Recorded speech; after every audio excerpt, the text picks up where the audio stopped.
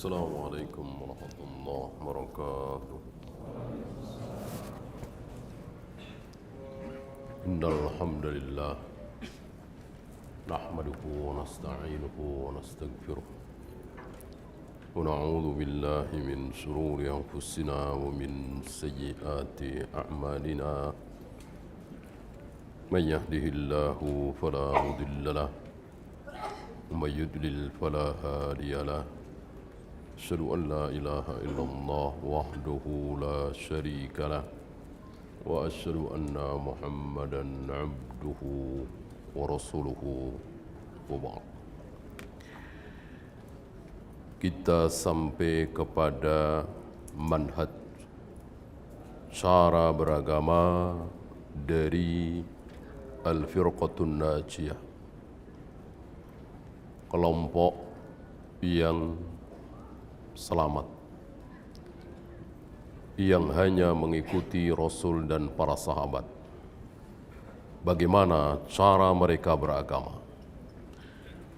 Bagaimana manhaj mereka?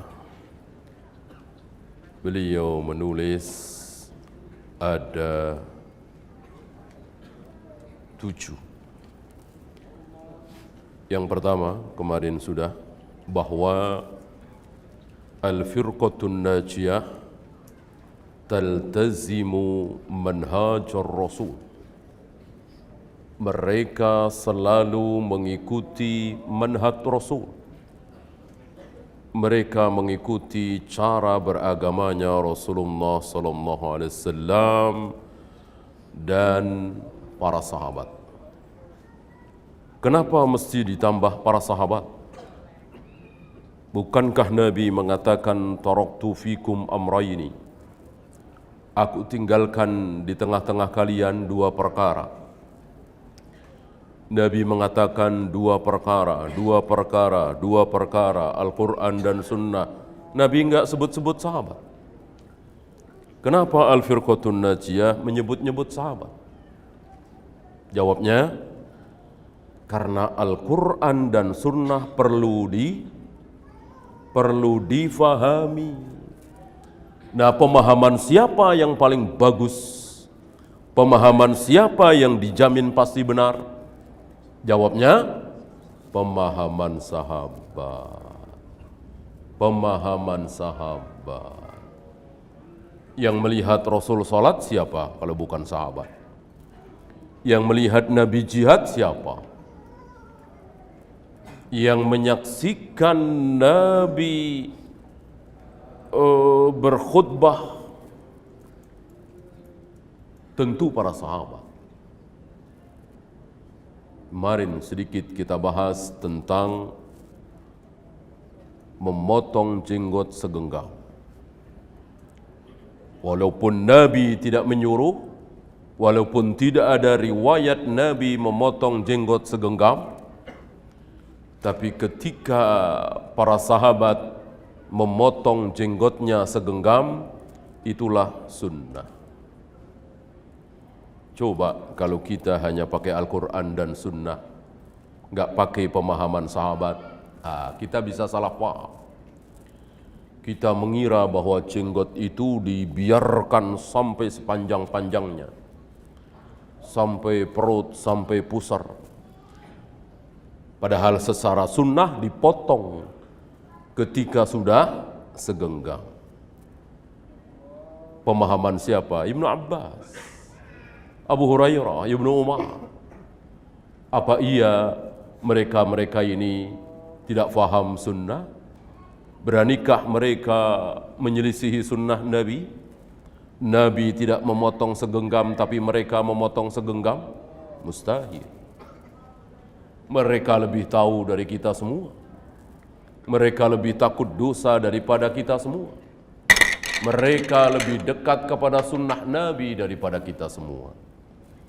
Maka ketika mereka memotong segenggam, itulah sunnah Nabi. Walaupun Nabi tidak mengatakan potonglah jenggot kalian setelah segenggam. Kenapa? Tadi mereka lebih faham dari kita semua tentang sunnah Nabi. Artinya Nabi memotong juga segenggam. Cuman riwayat itu tidak sampai ke kita. Sampainya ke Ibnu Abbas, sampainya ke Ibnu Umar, sampainya ke Abu Hurairah.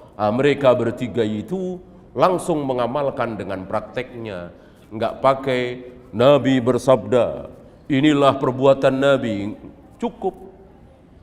Dengan mereka melakukannya dan tidak dibantah oleh seorang sahabat pun, itu sudah menunjukkan bahwa itu sunnah Nabi sallallahu alaihi wasallam. Paham ya?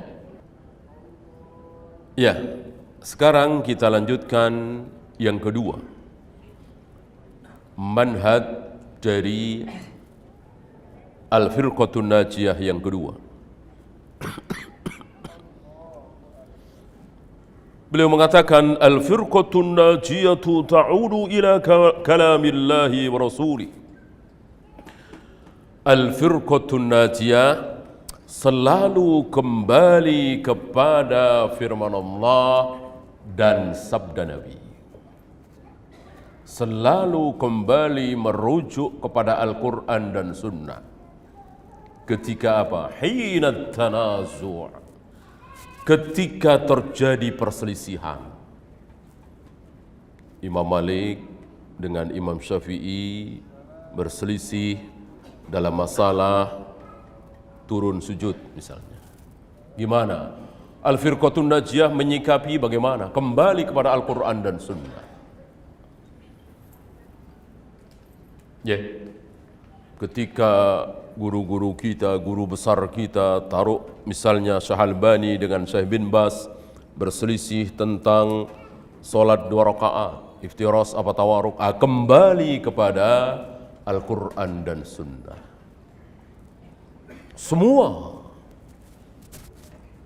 Semua karena Allah memakai isim nakirah ketika menyebut perselisihan itu. Fa in tanaza'tum fi syai'in, tanpa alif lam, bukan fi syai'i dengan ma'rifat pakai alif lam, tidak. Tapi nakirah tanpa alif lam, fi syai'in. Antum yang belajar bahasa Arab tentu tahu apa nakirah, apa ma'rifat. Kenapa di sini nakirah tanpa alif lam? Ini lil istighraq, untuk menunjukkan keumuman, artinya apapun dalam agama ini, mau masalah tauhid, akidah, ibadah, manhaj, masalah salat, masalah puasa, masalah zakat, semuanya.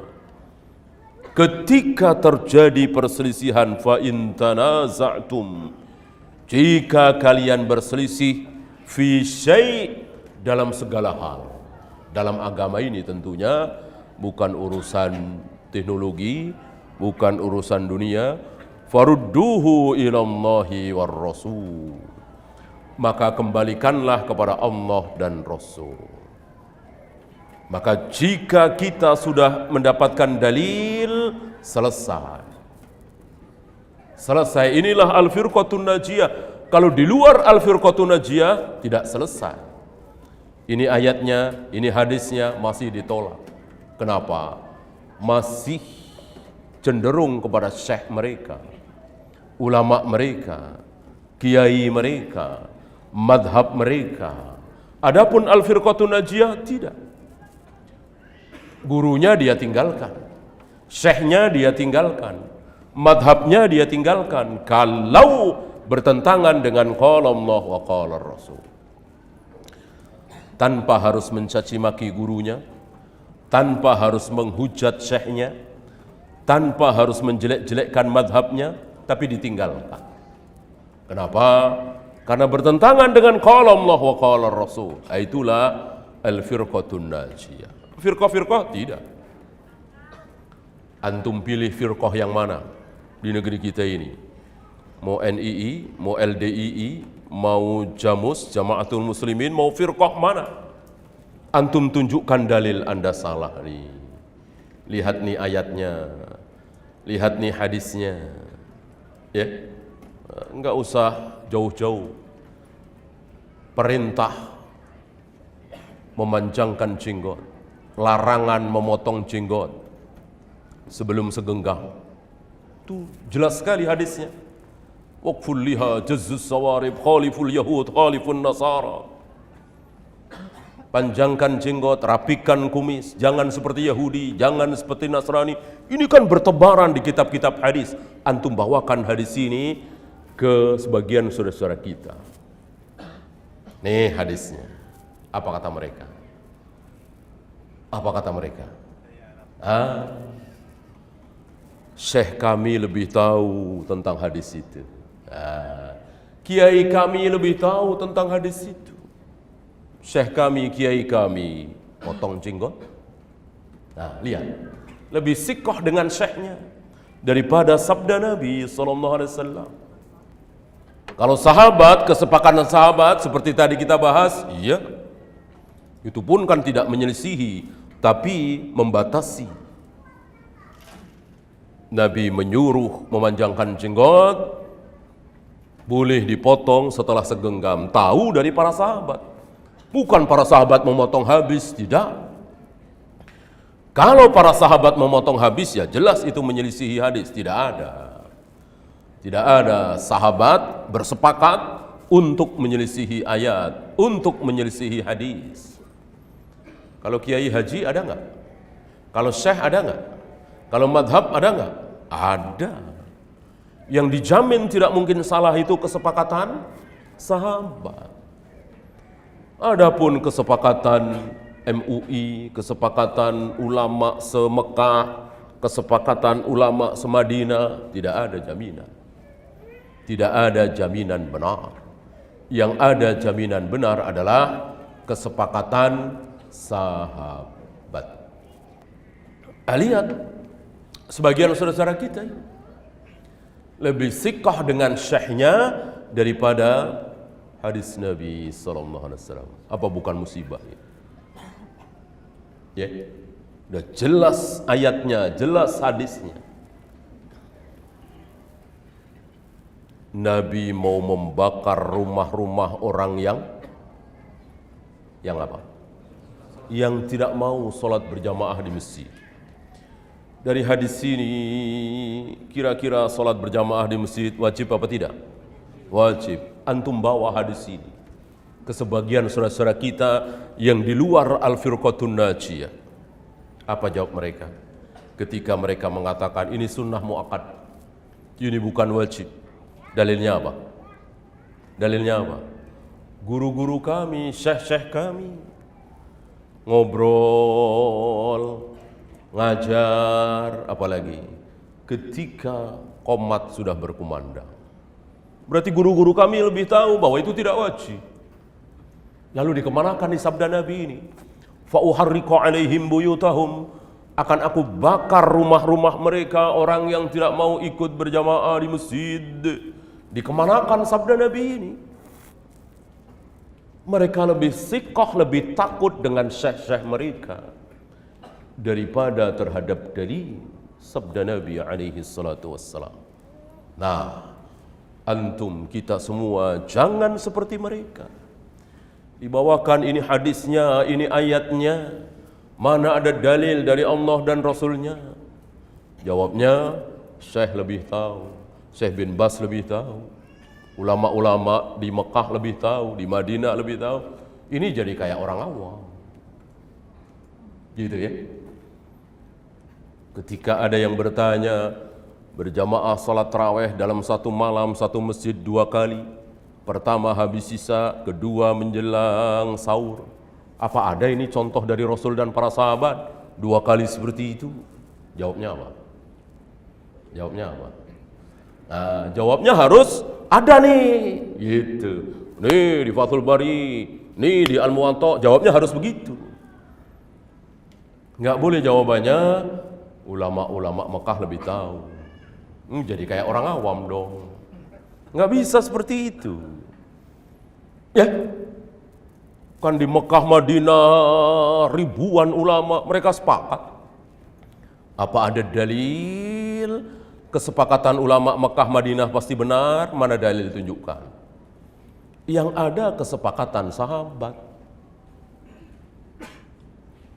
Negeri terbanyak ulama ahlu sunnah jelas.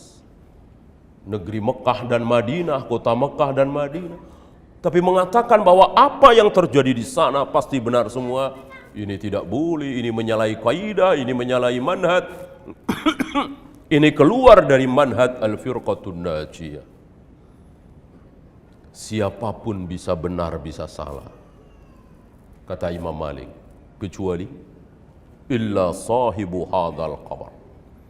Kecuali penghuni kubur ini, baru penghuni kubur ini baru satu-satunya manusia yang tidak mungkin salah. Karena setiap kali beliau salah langsung diluruskan, ditegur oleh Allah lewat turunnya ayat. Adapun selain beliau tidak, bisa benar, bisa salah. Ini dia al-firqatun najiyah. Tidak bergeming dengan ucapan si A, si B, si C. Pedoman dari al-firqatun najiyah, qala Allah wa qala ar-rasul ala fahmi sahabah. Qala Allah wa qala ar-rasul ala fahmi sahabah. Selesai. Adakah dalil di luar itu? Tidak ada. Tidak ada dalil di luar itu. Dalil adalah qala Allah wa qala ar-rasul ala fahmi sahabah. Apa kata Allah, apa kata Rasulullah berdasarkan pemahaman sahabat. Itu satu-satunya dalil. Qala Syafi'i, dalil? Bukan. Qala Imam Malik, dalil? Bukan. Qala Syekh Albani, dalil? Bukan. Qala Syekh bin Bas, bukan dalil. Satu-satunya dalil adalah qala Allah wa qala ar-rasul ala fahmi sahabah. Ulama-ulama kita hanya penyampai yang tentu bisa benar bisa salah. Maksud saya bisa salah ini tentu sedikit sekali, tapi salah tetap salah. Kemarin kita bahas kesalahan Imam Malik dalam masalah puasa 6 hari di bulan Syawal, ya kan? Kesalahan Abu Hanifah dalam masalah apa kemarin? Nikah tanpa wali boleh. Termasuk salam dalam sholat tidak wajib. Ini kan fatal kesalahan ini. Termasuk kesalahan Ibnu Mas'ud dalam masalah menikahi wanita ahlul kitab. Ini merembet ke sahabat. Kesalahan Abu Bakar dan Umar dalam masalah haji tamattu. Kesalahan Ibnu Umar dalam masalah mandi junub. Manusia nggak ada yang nggak pernah salah. Dan dibiarkan oleh Allah kesalahan itu. Apakah Allah menegur Abu Bakar dan Umar sepeninggal Nabi? Ketika Abu Bakar dan Umar mengatakan haji tamattu tidak ada, haji tamattu tidak boleh, ditegur oleh Allah? Tidak, dibiarkan oleh Allah. Nabi sudah wafat, wahyu sudah putus, tidak ada teguran lagi. Teguran itu kan berupa turunnya wahyu, teguran secara resmi. Okay. Nah, maka kita saling menegur, maka kita saling mengingatkan. Kalau antum yakin bahwa si fulan ini salah, ingatkan kalau antum mampu. Jangan diamkan. Sebagaimana para sahabat saling mengingatkan. Para sahabat tampil ketika ada orang yang mengucapkan kesalahan. Tidak tinggal diam. Ketika diam berarti, ini kaidah para sahabat. Saya kira kaidah ini hanya ada pada diri sahabat. Untuk kita nanti dulu. Apa? Diam berarti setuju. Diam berarti setuju. Ini kaidah yang diamalkan oleh para sahabat. Para sahabat diam, tidak ada yang bicara. Ketika mendengar Ibnu Mas'ud mengatakan, aku ganti assalamu alayka ayyuhan nabiyyu wa rahmatullahi wabarakatuh dalam at-tahiyat. Setelah Nabi wafat, aku ganti dengan assalamu ala nabiyyi wa rahmatullahi wabarakatuh. Adakah sahabat yang bicara, yang protes? Tidak ada. Berarti sepakat semua para sahabat. Termasuk ketika Aisyah mengatakan mazada Rasulullah ala ihda asrata rakatan fi Ramadan atau fi ghairi Ramadan. Rasul salat malam tidak pernah lebih dari 11, baik di bulan Ramadan atau di luar Ramadan. Ada yang protes atas ucapan Aisyah ini? Tidak ada yang protes. Diam berarti setuju. Berarti setuju. Ya, sahabat. Bagaimana kita? Tidak. Tidak. Ya. Antum lagi ngobrol sama mertua antum belum ngaji, mengatakan bahwa tahlilan itu sunnah, muludan itu sunnah. Antum diem. Ya. Berarti antum setuju? Ya, ini kan orang kita. Seperti itu, nggak enak kan daripada berantem sama mertua, urusannya panjang ya kan. Nah, udah diam. Itu kita. Maka kita tidak bisa mengamalkan kaidah itu. Maka ketika kita semua diam terhadap sesuatu, maka belum bisa disimpulkan bahwa kita setuju. Berapa banyak dari kita yang tidak setuju tapi diam, berani ngomong di belakang. Nah, sahabat tidak. Sahabat tidak di belakang, langsung suruh menyampaikan. Aisyah kan sampai marah mendengar Ibnu Umar mengatakan wanita yang mandi junub harus basah semua rambutnya. Masih ada yang tidak basah sehelai dua helai, nggak sah. Mendengar ucapan Ibnu Umar ini, marah Aisyah. Karena jelas itu salah. Aisyah dalam hal ini lebih tahu. Karena di hadapan Nabi, Aisyah dan istri-istri Nabi menggelung rambutnya. Dan ketika junub, Nabi bilang, nggak usah dibuka gelungannya.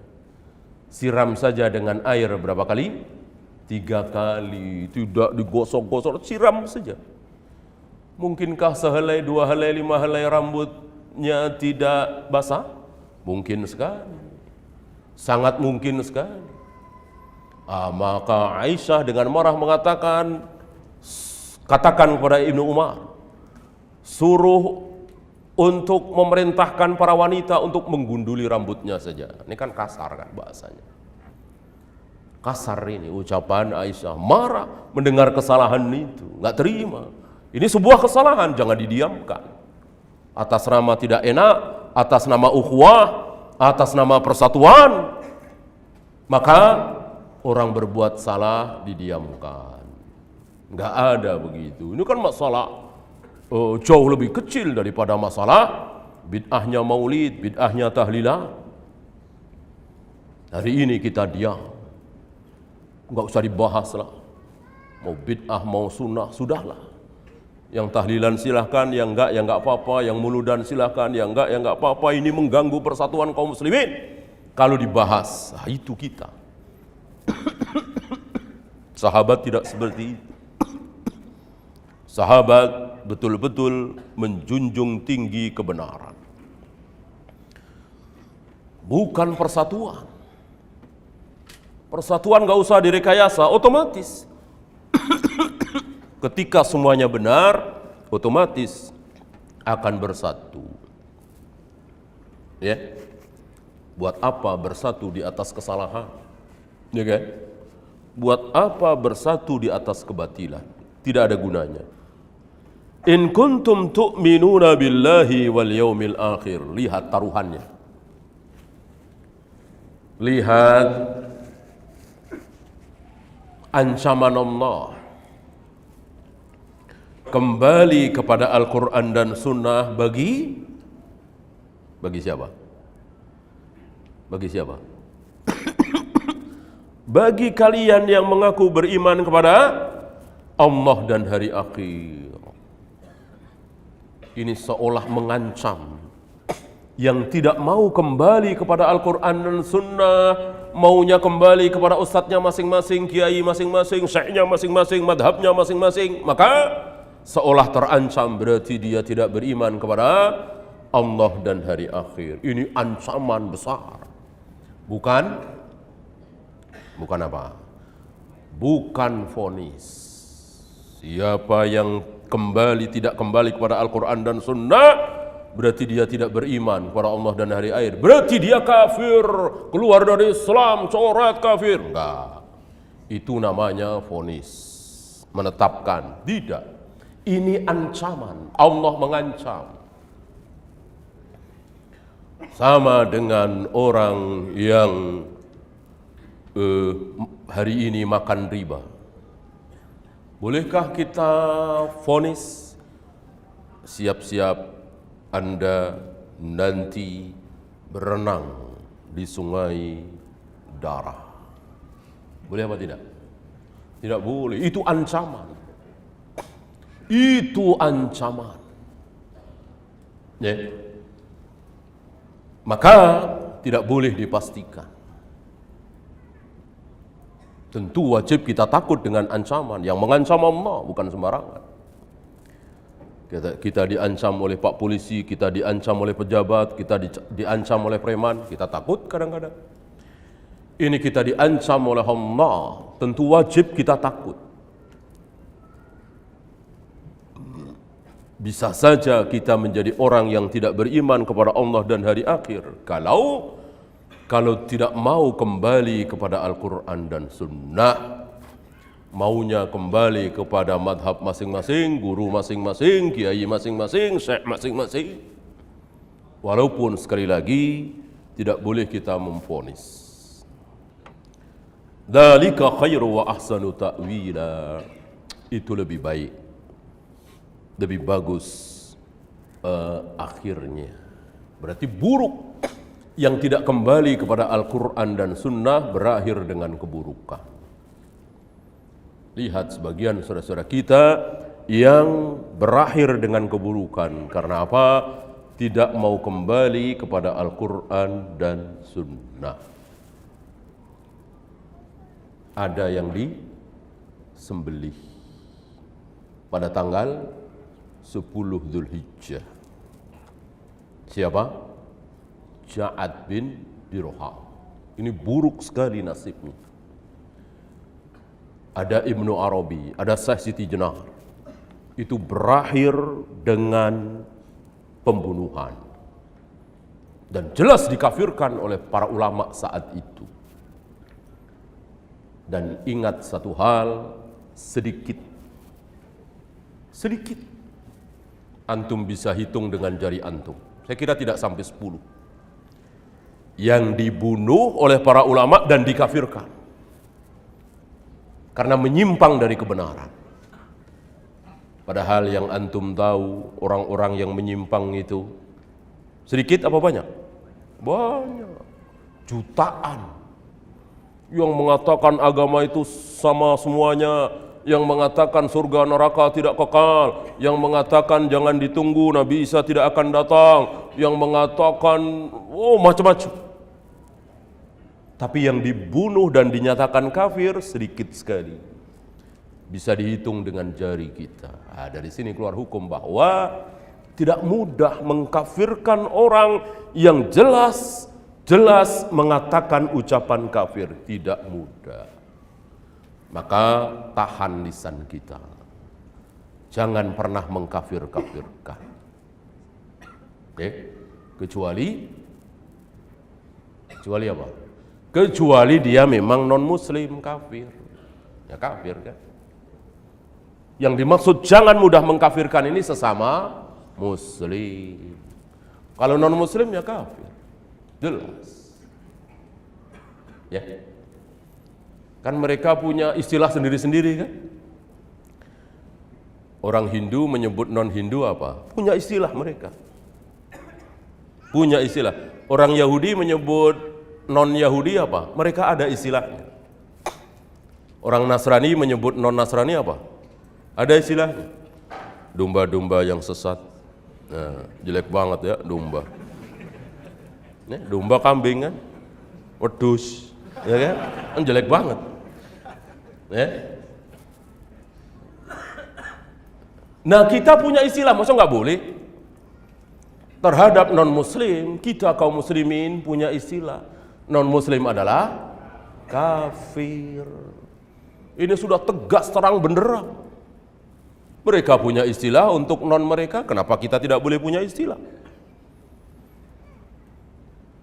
Kan istilah kafir, walaupun digunakan juga oleh Yahudi, Nasrani, non-Muslim hari ini. Awalnya ada di mana? Istilah kafir itu awalnya ada di mana? Di apa itu? Weda, Tripitaka, apalagi itu? Apa Al-Quran? Istilah kafir itu ada di Al-Quran. Berarti kan milik kita istilah itu. Ya, kita menggunakan suka-suka kita, suka-suka kaum muslimin. Ya, maka jangan ditahan-tahan, harus disebarkan bahwa non-muslim adalah kafir. Nah, sesama muslim jangan saling mengkafirkan. Mengatakan sesat boleh, ahlul bid'ah boleh, ini bid'ah ini boleh, tapi mengkafirkan hati-hati. Karena mengkafirkan itu biasanya diikuti dengan apa tadi? Pembunuhan.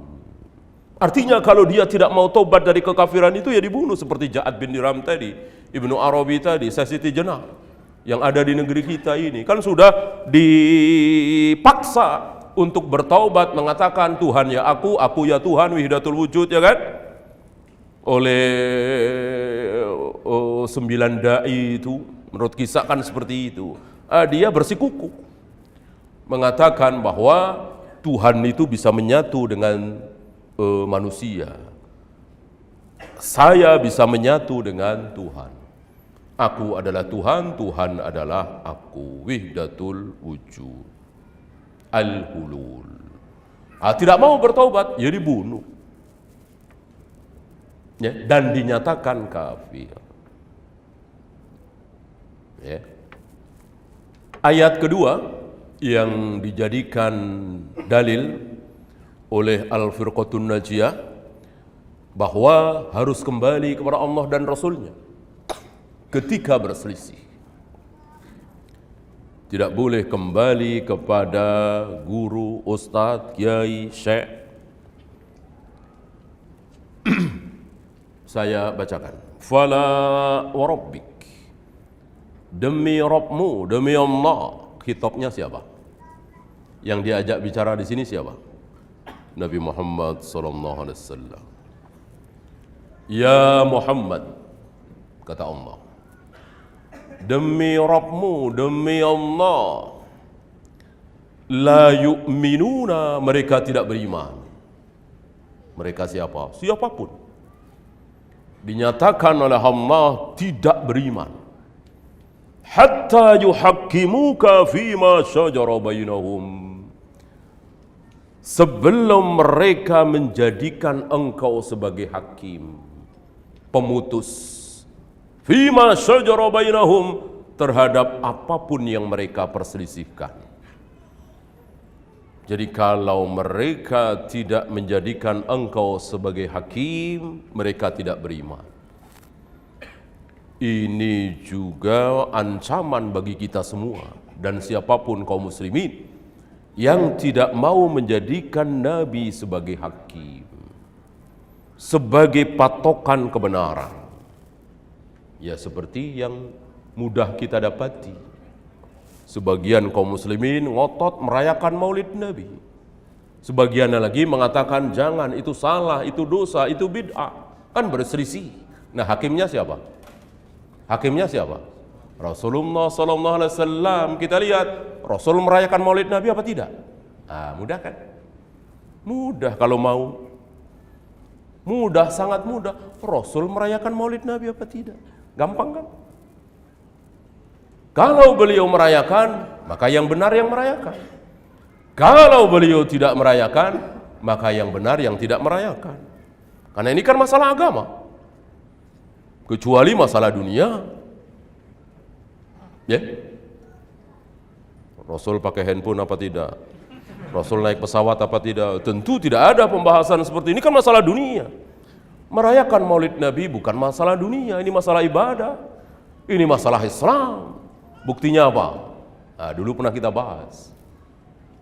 Ada 3 syarat sesuatu itu dikatakan ibadah mahdhah. Di antaranya hanya dilakukan oleh kaum muslimin, hanya dilakukan oleh kaum muslimin, ketika sebuah perbuatan, perhelatan, kegiatan kok hanya dilakukan oleh kaum muslimin, non muslim tidak ada yang melakukan, maka itu masuk ibadah mahdhah. Nah, kalau masuk ibadah mahdhah, maka harus ada contoh dari Nabi SAW. Kalau Nabi melaksanakan, kita melaksanakan. Kalau Nabi tidak melaksanakan, jangan. Nah, adakah non-muslim merayakan maulid Nabi? Tidak ada. Orang Buddha, Hindu, Konghucu merayakan maulid Nabi? Tidak ada. Hanya kaum muslimin yang merayakan maulid Nabi sama dengan sholat. Adakah non-muslim yang sholat? Tidak ada. Sama dengan wudhu, tawaf, sa'i, melempar jumrah, mencium hajar aswad. Adakah non-muslim yang melakukan ini? Tidak ada. Maka itu semua ibadah mahdhah. Harus mencontoh Nabi SAW. Buktinya antum berani melempar jumrah 10 kali? Nah, antum melempar jumrah 10 kali. Berani? Tentu antum nggak berani. Kenapa? Kenapa nggak berani? Nggak sah kan? Kenapa? Karena Nabi 7 kali. Lihat, kan lebih baik 10 daripada 7. Ya kan? Lebih banyak, lebih baik. Antum nggak berani kan? Itu menunjukkan bahwa ibadah mahdhah harus mencontoh Nabi. Tidak boleh lebih. Adzan hayya 'ala shalah 2 kali dengan 3 kali, bagusan mana? Bagusan 3 kali lah. Berani adzan hayya 'ala shalahnya 3 kali? Enggak berani kan? Karena harus mencontoh Nabi SAW. Nah, begitu pula maulid Nabi. Kalau ada contoh dari Nabi, kita lakukan. Kalau tidak, ya jangan, dosa itu. Walaupun jutaan kaum muslimin melakukan. Paham? Ini dia.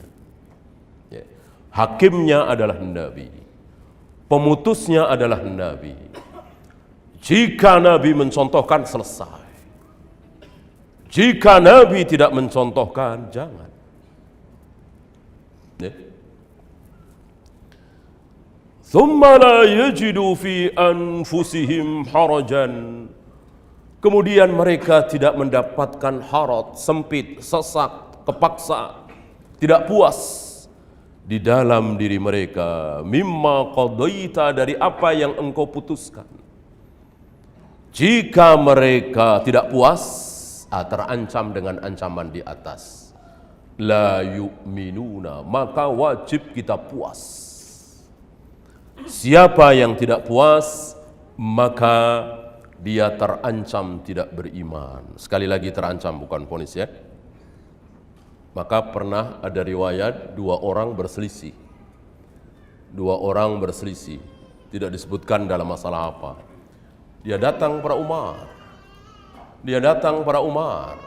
Minta supaya Umar jadi hakim. Menghakimi 2 orang ini. Umar nanya, apakah kalian berdua sudah datang kepada Rasulullah? Dijawab, sudah. Tapi kami tidak puas dengan keputusan beliau. Kata Umar, sebentar ya. Umar ke dalam ngambil pedang. Mau dibunuh, keburu lari. Bagaimana?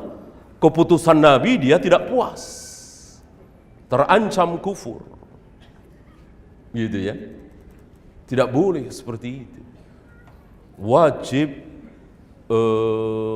puas. Dan dihukum kalau tidak puas. Zubair bin Awam berselisih dengan seorang Ansor, dua-duanya muslim, tentang air. Sawah diairi ya, di Madinah kan lumayan subur, ada air. Zubair tanahnya di atas.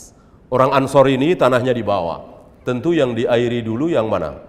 Yang atas. Tentu air kan mengalirnya ke bawah. Si orang Ansor ini maunya bareng-bareng. Jangan nunggu sawahnya Zubair berisi dulu. Maunya langsung dibagi. Kata Zubair, peraturannya begini. Enggak begitu, berselisih. Datang pada Nabi SAW. Nabi memberi keputusan, airi tanahmu semata kaki.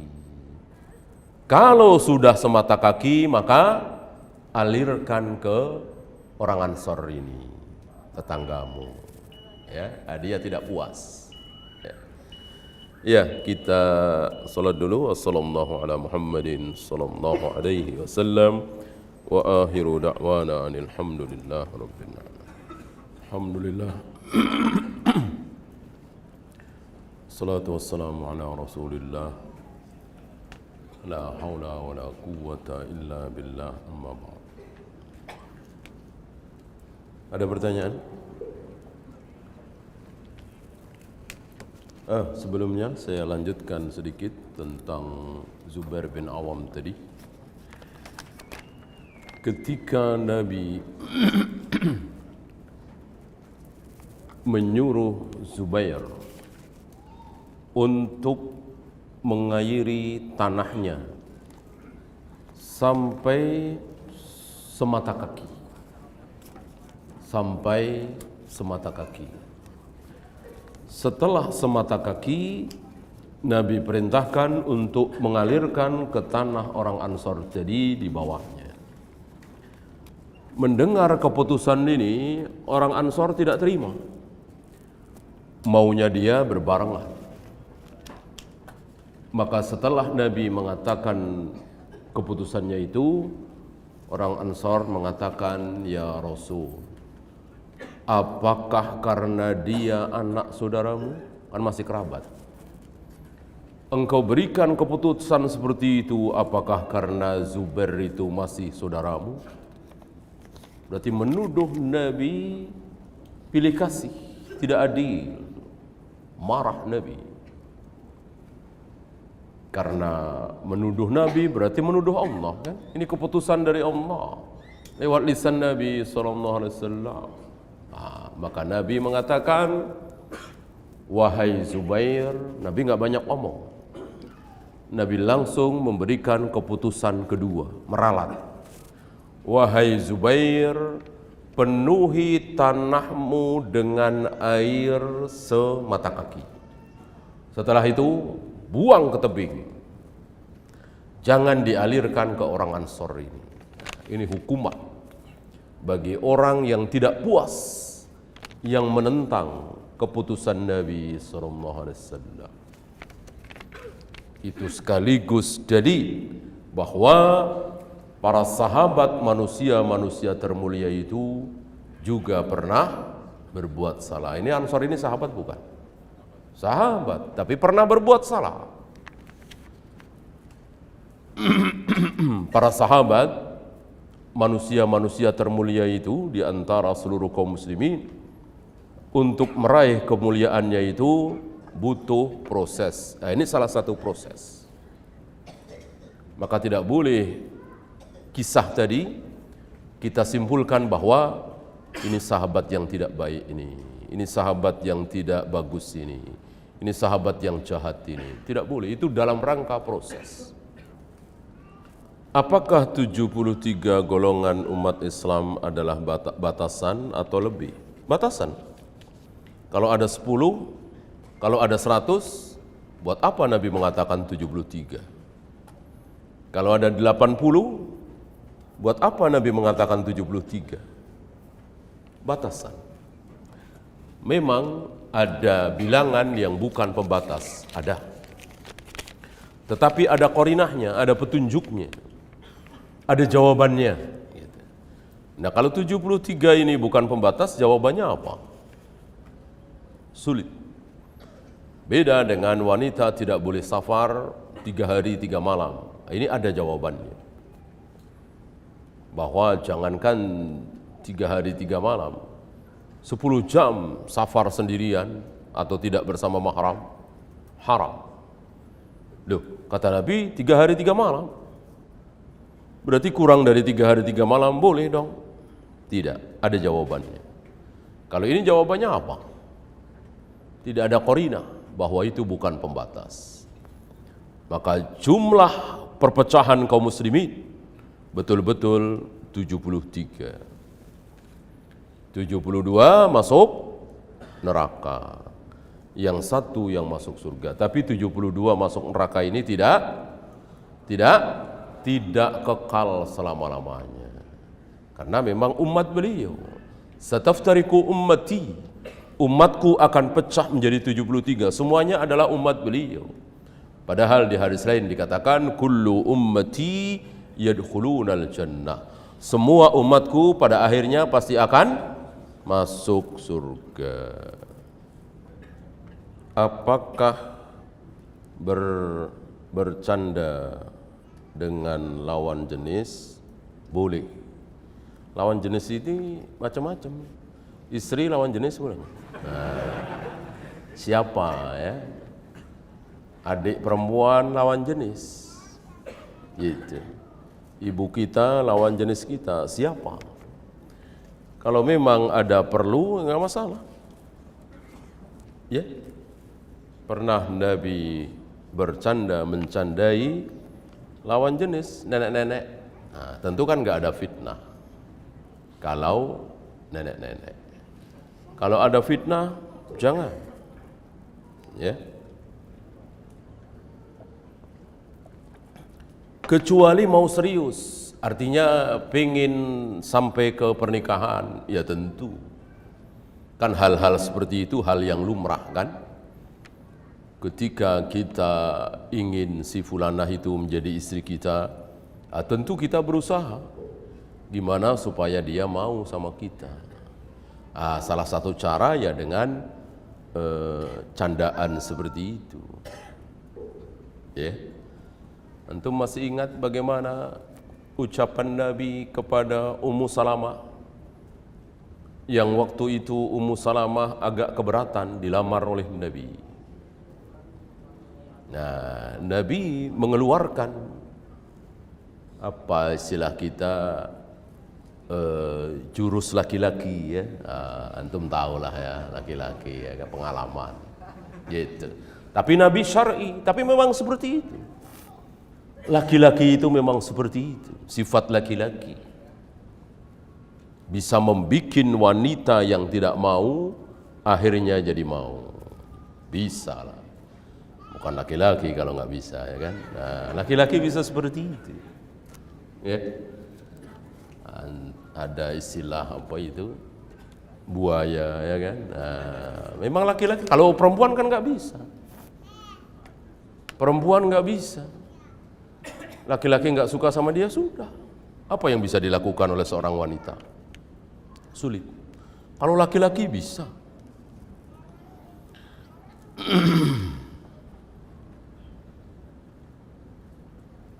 Saya dulu pernah membuat wanita menangis dan sekarang saya menyesal. Apakah perlu saya minta maaf? Apa menangisnya itu apa? Nggak jelas. Karena apa? Kalau wanita ini punya uang, antum ambil dia nangis, ya uangnya balikin. Ya rampas, antum rampas tasnya, ya balikin, ya kan? Tapi kalau dia menangis kecewa karena antum nikah sama wanita lain, ya hak antum, ya kan? Hak antum, ya biasa dalam kehidupan seperti itu kan? Kecewa karena antum nikah dengan wanita lain, gitu. Padahal udah lumayan dekat, ini hal-hal yang biasa, ya, tidak masalah.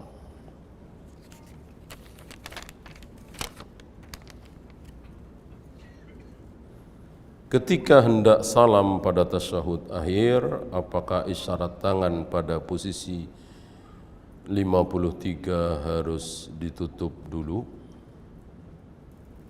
Yang jadi masalah menggerakkan jarinya diselesaikan ketika hendak salam, ya kan?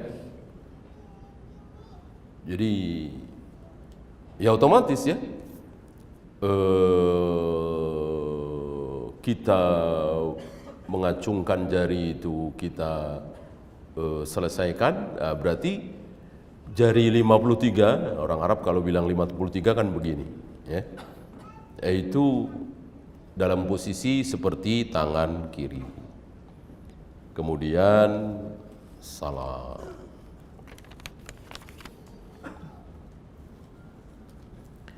Jika seorang ahlu sunnah bersikap bermudah-mudah terhadap ahli bid'ah, lalu ia ditahdir tetapi tidak menggubris tahdiran tersebut, apakah ia sudah keluar dari ahlu sunnah dan dikatakan ahlu bid'ah? Orang dihukumi zohirnya. Kalau dia akrab bersama, apalagi satu majlis dengan ahlul bidah, ya apa? Apa kita katakan? Ya. Seseorang itu ketahuan dari teman dekatnya. Al-mar'u ala dini khalilihi. Agama seseorang itu tergantung dengan teman dekatnya. Ya. Tapi mengkafirkan hati-hati.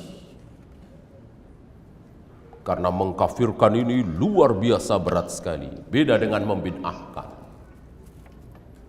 Ada ilmu, antum yakin, bid'ah, bid'ah. Ahlul bidah, ahlul bidah. Si fulan ahlul bidah, si fulan ahlul bidah. Ini keluar dari mulut para ulama. Adapun si fulan kafir, si fulan kafir, hati-hati. Harus berhati-hati. Syubhat dari ahlul kitab, saya meyakini Tuhan saya Yesus setelah saya mendapatkan mukjizat. Waktu itu saya sakit, saya cuman meyakini Yesus dan kemudian sembuh. Hal-hal seperti ini kan murah sekali. Murah sekali. Kalau kebenaran itu ditunjukkan dengan sembuh dari sakit, terlepas dari bahaya, ini murah sekali. Apakah itu tanda kebenaran? Tidak. Antum tahu Dajjal? Antum tahu Dajjal? Tahulah ya. Punya apa Dajjal? Luar biasa. Hidup, hidup. Orang sudah mati itu disuruh hidup, hidup. Ya. Ukhruj min kunuzik. Keluarkan perbendaharaanmu. Tiba-tiba tumbuh tanaman-tanaman hijau subur. Padahal tadinya gersang padang pasir. Dengan satu teriakan. Sebaliknya, yang subur banyak tumbuhan. Amsik min kunuzik. Kata Dajjal. Tahan perbendaharaan. Tiba-tiba kering. Tiba-tiba tandus. Siapa yang tidak terkecoh? Apakah Dajjal dalam kebenaran? Tidak. Tidak bisa seperti itu sebagai bukti kebenaran. Orang-orang jahat, orang-orang dukun, santet, kan bisa melakukan sesuatu. Hebat kan? Kita katakan kebenaran? Tentu tidak. Ya.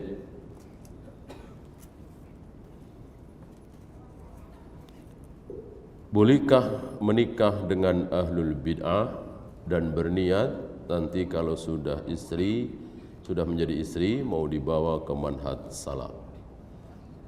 Boleh, tapi hati-hati karena ada kisah ya. Ada kisah seorang pemuda ahlus sunnah tertarik dengan wanita cantik apa? Khawarij. Dia yakin bisa mendakwai wanita Khawarij ini setelah jadi istrinya. Kenyataan sebaliknya. Kenyataan sebaliknya. Maka hati-hati, jangan gegabah. Kalau perlu ya minta dulu. Kalau jadi istri saya, mau kan ngaji di sini, ngaji bareng saya. Gitu. Intinya, jangan bermudah-mudah. Apakah memotong jenggot lebih dari segenggam itu ijma' sahabat? Iya. pembahasan kita tadi, iya. Kenapa? Karena tidak ada yang memprotes atas apa yang dilakukan oleh tiga sahabat ini. Tidak ada yang protes. Tidak mungkin kan mereka diam-diam. Artinya sahabat lain juga seperti itu, cuman nggak ada riwayat. Yang ada riwayat tiga sahabat itu. Sahabat yang lain sama, memotong jenggot setelah segenggam. Sama dengan Nabi, memotong jenggot setelah segenggam. Tetapi tidak ada riwayat. Yang ada riwayat tiga sahabat itu. Nah, mustahil tiga sahabat ini sengaja bermaksiat, menyelisihi Nabi SAW.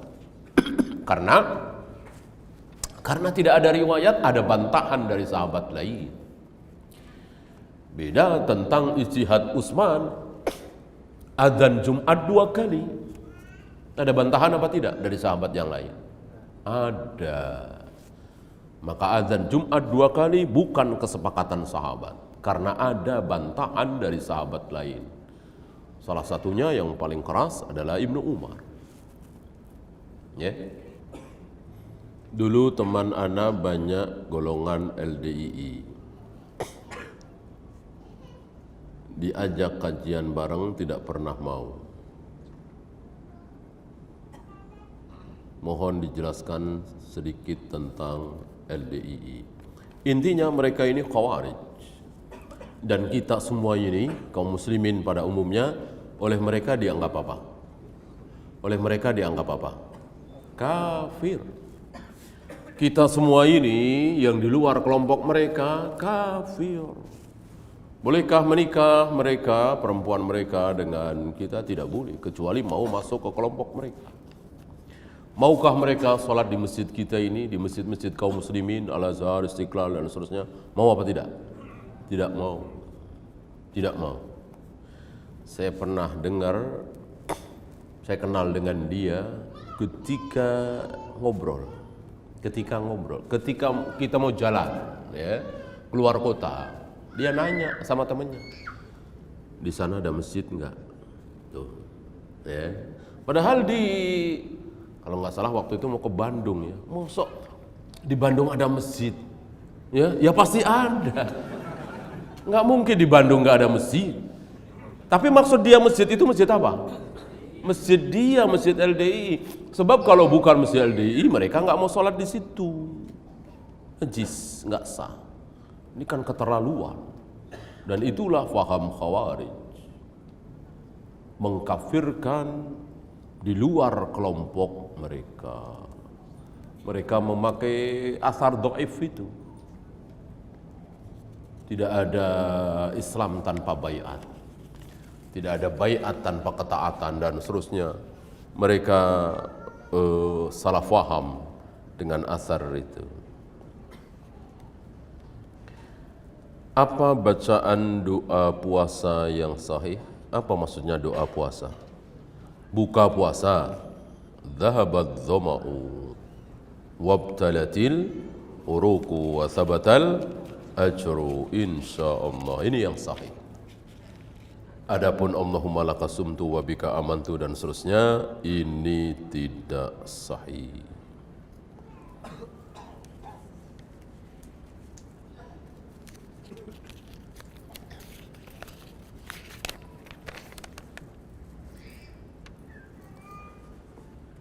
Bagaimana hukum memandang wanita tanpa ada nafsu? Apakah berdosa? Ada keperluan nggak mandang-mandangin? Kalau ada perlu, nggak apa-apa. Walaupun barangkali ya karena saking cantiknya ya tentu ada sesuatu di hati kita. Tapi kita butuh memandangi. Karena apa? Karena sesuatu misalnya. Apa dia dokter terhadap pasien atau ngobrol atau ini atau itu. Kalau memang ada perlu. Apalagi keperluan syar'i seperti nazar. Ya. Kalau tidak ada perlu ya ngapain? Jangan. Ya. Mohon dijelaskan kembali 3 syarat sifat ibadah tadi. Oh, tadi baru 1 ya. Apa tadi yang pertama? Hanya dilakukan oleh kaum muslimin. Syarat kedua? Iya, perbuatan tersebut tidak bisa dicerna oleh akal kita, seperti melempar jumroh, mencium hajar aswad, tayamum, azan, qomat. Nggak bisa akal kita mencerna. Kenapa sih jumroh harus dilempar? Kenapa hajar aswad harus dicium? Akal kita tidak bisa menjawab. Itulah ibadah mahdhah. Harus mencontoh Nabi SAW. Yang terakhir, yang ketiga, tidak ada manfaatnya kecuali nanti di akhirat. Manfaat tujuan ya, tujuan manfaatnya itu nanti di akhirat. Antum bisa merasakan manfaat setelah antum sholat. Antum bisa merasakan manfaatnya setelah melempar jumroh. Setelah mencium hajar aswad, antum dapat manfaat. Seger gitu ya, pusing-pusing hilang gitu. Enggak. Malah jadi pusing kan, desak-desakan. Ya, kadang-kadang capek. Manfaatnya nanti. Manfaat tujuannya nanti di akhirat. Adapun dengan berpuasa jadi langsing, jadi sehat, itu bukan manfaat tujuan. Itu hikmah saja. Pasti semuanya ada hikmahnya. Tapi bukan tujuan, bukan manfaat tujuan. Tujuannya nanti di akhirat, pahala, ridho Allah, surga. Nah, jika ada perbuatan, kegiatan kok memiliki satu sifat di antara 3 sifat tadi, itulah ibadah mahdhah. Tidak boleh kita lakukan, haram, kecuali ada contoh dari Nabi SAW. Benarkah ada hizb yang baik? Benarkah Allah menyuruh membuat hizb berdasarkan Al-Quran dan Sunnah? Ini salah faham. Barangkali mereka mengatakan ulaika hizbullah. Mereka itulah hizbnya Allah. Ketahuilah bahwa hizbnya Allah itulah yang akan menang. Berarti berdasarkan ayat ini kita boleh bikin hizib. Berarti dia tidak lengkap memahami ayat itu. Lihat sebelumnya. Ini kan sedang berbicara antara kaum muslimin dengan kaum kafirin. Yang membela Allah dan Rasulnya dan yang anti Allah dan Rasulnya. Maka itu bukan nama. Hizbullah itu bukan nama, tapi sebuah sifat. Siapapun yang membela Allah dan Rasulnya, mengajarkan kebaikan, itulah hizbullah. Maka bukan nama, beda dengan Al-Firqatun Najiyah, At-Ta'ifatul Mansurah, As-Salaf, Al-Ghuraba, Ahlus Sunnah wal Jamaah. Ini nama, keluar dari lisan Nabi SAW. Adapun hizbullah tadi, sifat. Siapapun yang membela ajaran Allah dan Rasulnya, itulah hizbullah. Siapa yang ingin merusak ajaran Allah dan Rasulnya, itulah hizbus syaitan. Ya. Nah, hizb ini bahasa Arab sering diterjemahkan dengan apa? Partai. Partai. Di kamus memang hizb itu ada terjemahan partai. Maka hizbullah, partai Allah. Hizbus syaitan, partai setan. Gitu. Padahal ketika ayat ini turun, sudah ada partai belum? Tentu belum ada. Rasul, para sahabat nggak kenal apa itu partai.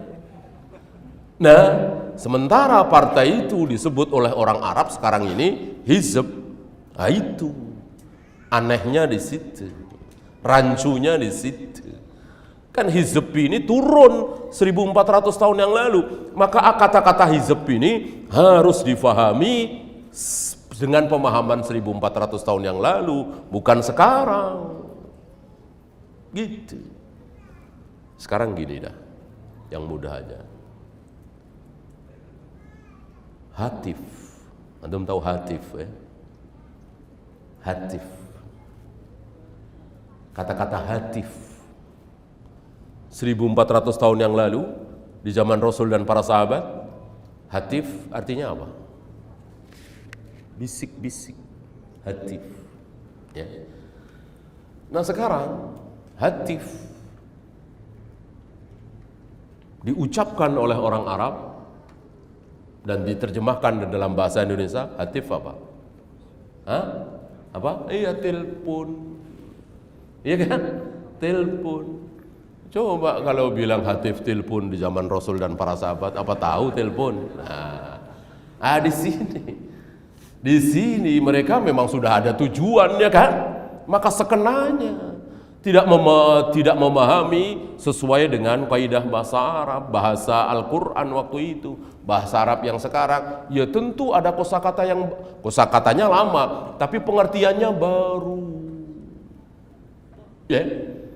Maka ayat tadi adanya Hizbullah, Hizbus Syaitan sama sekali tidak ada hubungannya dengan perintah membuat kelompok, membuat hizb. Ya. Wallahu a'lam. Ya, itu saja. Subhanakallahumma bihamdika asyhadu an la ilaha illa anta astaghfiruka wa atubu ilaik. Assalamualaikum warahmatullahi wabarakatuh.